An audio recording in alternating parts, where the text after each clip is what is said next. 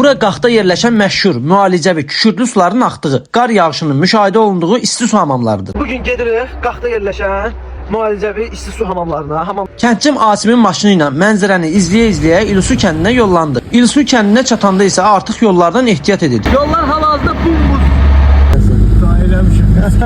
Maşın gedən yerə kimi gedib Asim Qaqa ilə sağollaşdı. Sağ ol Asim Qaqa. Geri qalan yolda başqa maşınla gedib özümü Qaz 66-ya çatdırdım. Üzü hamamlara tərəf yol almağa başladıq. Yol boyu isə gördüyümüz mənzərələr, qarlı dağlar, təbiət adamı heyran eləyirdi. 7 kilometrlik məsafəni başa vurub hamamlara çata-çatdakı Dominikə gəlib çıxdı. Hal-hazırda Dominikdə temperatur hal-hazırda -6, -10 arasıdır. 30-40 santim arası qar var. Dominikdən hərəkət eləyirik hamamlara tərəf. Tahir, bizi də bura apar deyirsinizsə, ay sonu olacaq turuma qoşulmaq üçün mənə yazmağınız yetərlidir. Hamamlara gedən yolu sizə göstərərək vloguma davam eləyirəm. Gəldik çatdıq hara? Su hamamlarına. Bir gəl səsi oradadır, bir səsi sən. Mənzərə möhtəşəmdir. Narıq, getdim.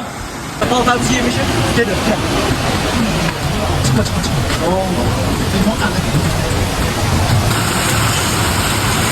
Qaxa gəldinsə, isti su hamamlarına gəlməmə, yəni nə bilim, hərəkətə görürsün. Kükürtüsü buradan atır, hərəkət buradan. 4 fəsil, temperatur 40-45 dərəcə arası.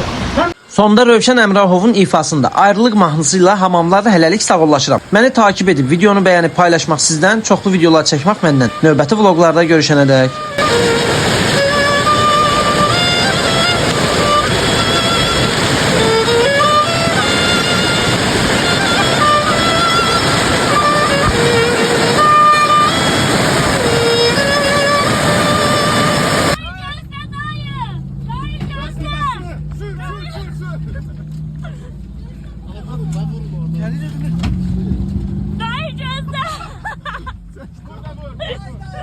Dayı gözle dayı.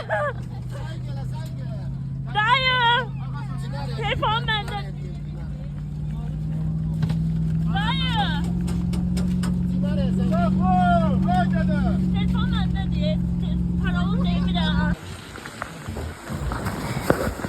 Necədir qardaş? Şey.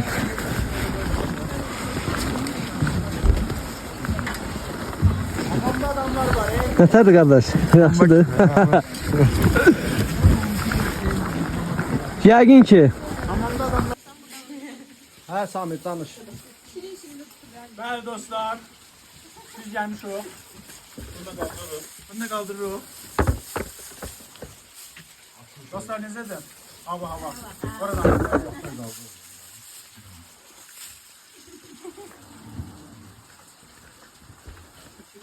Что-нибудь выжил оттуда? Да. Нормально есть. Kaldı çek. Kime söyle burada? Qar yağıbsa, hara gəlmək lazımdır. Baxın, sarıbaş yox.